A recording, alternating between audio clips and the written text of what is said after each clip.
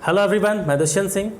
भारतीय संविधान का दूसरा अध्याय, भारतीय संविधान का निर्माण ख़त्म हो चुका था और मैंने कल आपको बताया था कि इसी अध्याय से संबंधित कुछ ऐसे प्रश्न जो गत वर्ष की परीक्षाओं में पूछे गए हैं उनसे संबंधित एक वीडियो बनाया जाएगा। तो इस वीडियो में हम सिर्फ चर्चा करेंगे उन्हीं प्रश्नों के बारे में जो इस दूसरे अध्याय से संबंधित हैं।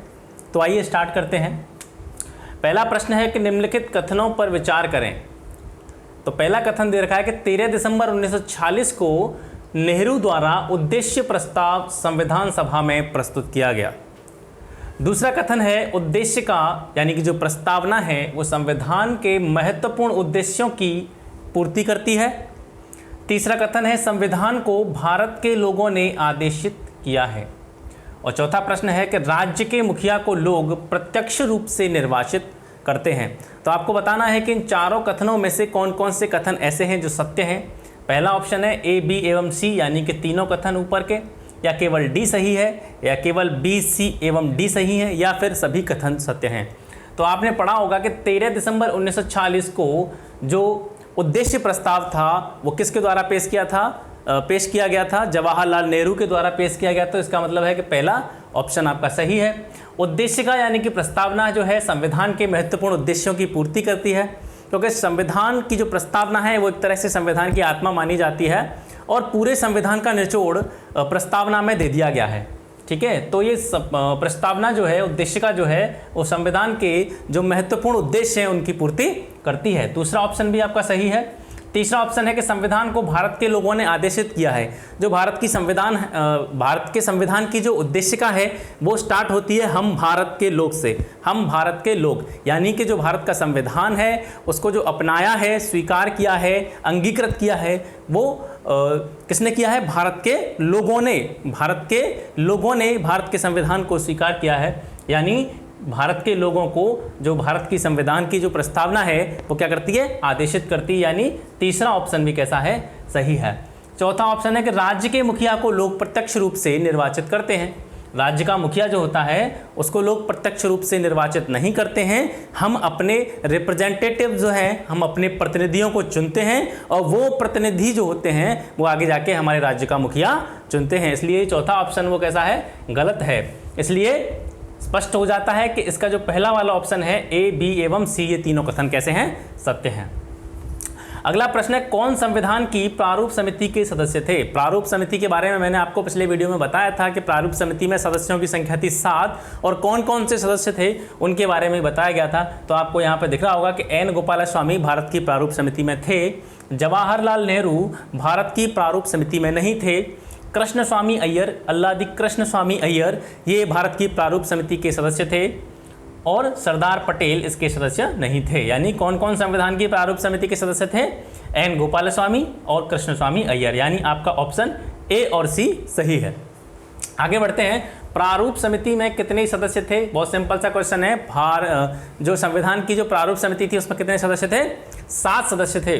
भारतीय संविधान पूर्ण रूप से तैयार हुआ था, यानी भारत का संविधान लागू होने की तिथि नहीं पूछ रहा है, वो पूछ रहा है कि भारत का संविधान कब तैयार हुआ था, कब उसको कंप्लीट किया गया था। तो वो 26 नवंबर 1949 को तैयार किया गया था। अगला प्रश्न है ब्रिटिश सरकार द्वारा किसे 1942 में संविधान के निर्माण के लिए भारत भेजा गया था? ब्रिटिश सरकार द्वारा किसे भारत के संविधान के निर्माण के लिए भारत भेजा गया था 1942 में? तो माउंटबेटन नहीं, वॉरेन हेस्टिंग्स को भी नहीं भेजा गया था, साइमन को भी नहीं भेजा गया था, साइमन कमीशन इनको भी नहीं भेजा गया था, स्टैफोर्ड क्रिप्स यानी जो क्रिप्स मिशन आया था 1942 में भेजा गया था। स्टैफोर्ड क्रिप्स को ब्रिटिश सरकार द्वारा भारत के संविधान निर्माण के लिए 1942 में भारत भेजा गया था। तो आपका बी ऑप्शन जो है बिल्कुल राइट है। किस संविधान संशोधन द्वारा मतदान की आयु 21 वर्ष से घटा करके 18 वर्ष कर दी गई थी? ये प्रश्न कई परीक्षाओं में पूछा गया है कि किस संविधान संशोधन के द्वारा भारत के लिए जो मतदान की आयु थी वो 21 वर्ष थी पहले और उसको घटा करके 18 साल कर दिया गया था। तो वो था 61वां संविधान संशोधन के द्वारा। 61वें संविधान संशोधन के द्वारा मतदान की आयु 21 वर्ष से घटा करके 18 वर्ष कर दी गई थी। अगला प्रश्न है the constitution is settled by the assembly be passed. जी वाला प्रस्ताव जो था जो संविधान सभा में किसने प्रस्तुत किया था? The constitution is settled by the assembly be pass नामक प्रस्ताव किसने संविधान सभा में प्रस्तुत किया था? तो ये किसने किया था? डॉक्टर भीमराव अंबेडकर ने किया था। सी ऑप्शन इसका राइट है। निम्नलिखित कथनों पर विचार कीजिए। पहला है उद्देश्य प्रस्ताव 13 दिसंबर 1946 को प्रस्तुत किया गया, बिल्कुल सही है। उद्देश्य प्रस्ताव जो था वो कब प्रस्तुत किया गया था? 13 दिसंबर 1946 को। दूसरा वाला है कि उद्देश्य प्रस्ताव सरदार पटेल के द्वारा लाया गया, ये गलत है, क्योंकि जो उद्देश्य प्रस्ताव था वो पंडित जवाहरलाल नेहरू के द्वारा प्रस्तुत किया गया था। तो इसका पहला वाला ऑप्शन सही है। इसका मतलब है कि केवल एक, यानी आपका ए ऑप्शन सही है। अगला प्रश्न है सुमेलन से संबंधित है। इधर एक आपको टेबल दे रखी है कि संचालन समिति, संघ संविधान समिति, प्रारूप समिति, प्रांतीय संविधान समिति, इनको मैच करना है हमें इनके सही व्यक्ति से। संचालन समिति के जो अध्यक्ष थे वो कौन थे? डॉक्टर राजेंद्र प्रसाद थे। संघीय संविधान समिति के जो अध्यक्ष थे वो थे पंडित जवाहरलाल नेहरू। प्रारूप समिति के अध्यक्ष डॉक्टर भीमराव अंबेडकर थे और प्रांतीय संविधान समिति के सरदार पटेल थे। ठीक है, मैंने इसके ऑप्शन नहीं लिखे हैं नीचे, आप यही समझ सकते हैं। संचालन समिति के अध्यक्ष डॉक्टर राजेंद्र प्रसाद, संघीय संविधान समिति के अध्यक्ष पंडित जवाहरलाल नेहरू, प्रारूप समिति के अध्यक्ष थे डॉक्टर भीमराव अंबेडकर और प्रांतीय संविधान समिति के अध्यक्ष थे सरदार वल्लभ भाई पटेल।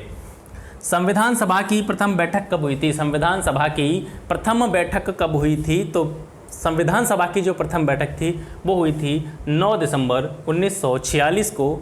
9 दिसंबर 1946 को। इसका मतलब आपका सी ऑप्शन कैसा है? राइट है। अब बढ़ते हैं अगले प्रश्न की तरफ कि भारत में साम्यवाद के जनक किसे माना जाता है? भारत में साम्यवाद का जनक किसको माना जाता है? तो इसका ऑप्शन सी राइट है, एम.एन. रॉय को। एम.एन. रॉय भारत में साम्यवाद के जनक माने जाते हैं। प्रारूप समिति में निम्नलिखित में से कौन एक सदस्य सम्मिलित नहीं था? आप जानते हैं प्रारूप समिति में मोहम्मद सादुल्लाह भी प्रारूप समिति के सदस्य थे, डॉक्टर के.एम. मुंशी भी थे, डॉक्टर क्या कहते हैं कि अल्लादी कृष्ण स्वामी अय्यर भी थे, लेकिन जवाहरलाल नेहरू प्रारूप समिति के सदस्य नहीं थे। तो इसका ए ऑप्शन सही हो जाता है। संविधान सभा द्वारा स्थापित मूल अधिकारों एवं अल्पसंख्यकों हेतु जो सलाहकार समिति थी उसके अध्यक्ष कौन थे? मूल अधिकारों एवं अल्पसंख्यकों के लिए जो सलाहकार समिति बनाई गई थी उसके अध्यक्ष कौन थे?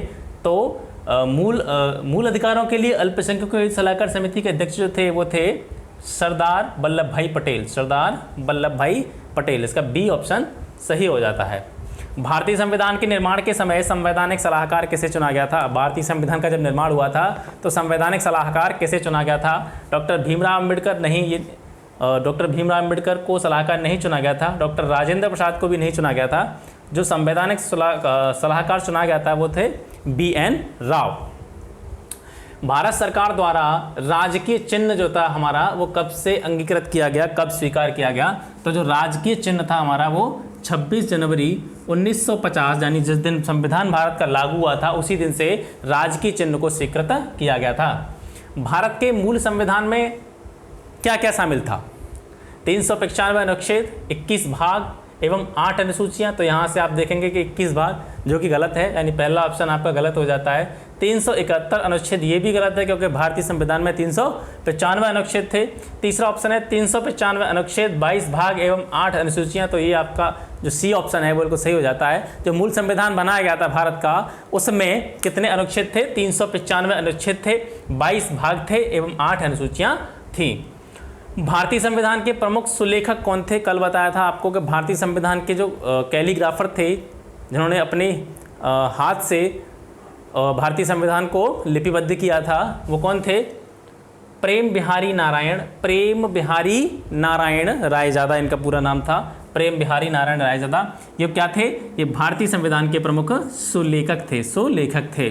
अगला क्वेश्चन है प्रारूप समिति का गठन कब हुआ था? प्रारूप समिति का गठन कब हुआ था? 9 दिसंबर 1946। गलत है पहला ऑप्शन, क्योंकि 9 दिसंबर 1946 को क्या हुआ था? 9 दिसंबर 1946 को संविधान सभा की प्रथम बैठक हुई थी। ठीक है। 11 दिसंबर 1946 को, ये भी गलत है क्योंकि 11 दिसंबर 1946 को संविधान सभा की दूसरी बैठक हुई थी जिसमें डॉक्टर राजेंद्र प्रसाद को स्थायी अध्यक्ष उसका चुना गया था। उसके बाद में है 29 अगस्त 1947, ये सी ऑप्शन आपका राइट है, सी ऑप्शन आपका राइट है। यानी जो प्रारूप समिति थी उसका गठन कब हुआ था? 29 अगस्त 1947 को प्रारूप समिति का गठन हुआ था। 26 जनवरी 1950 को आप जानते हैं कि भारत का संविधान लागू हुआ था, यानी भारत को एक गणतंत्र देश घोषित कर दिया गया था। ठीक है, तो ये हो गया आज का सेशन। मिलते हैं फिर अगले चैप्टर के साथ। अगला चैप्टर होगा भारतीय संविधान की विशेषताएं, silent feature of Indian constitution. ठीक है, तब तक के लिए नमस्कार।